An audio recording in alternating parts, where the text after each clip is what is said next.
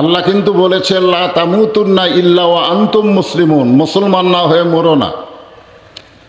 তার মানে মুসলমানের ঘরে জন্ম নিলেই মুসলমান হয়ে মরা যাবে না। এ কারণেই কিন্তু আল্লাহ বলেছেন মুসলমান না হয়ে মৃত্যুবরণ করো না।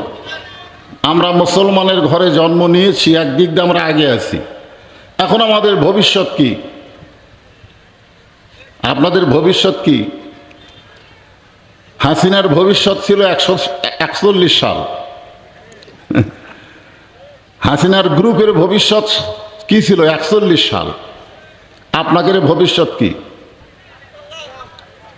না, আমাদের সকলেরই ভবিষ্যৎ হলো মৃত্যু।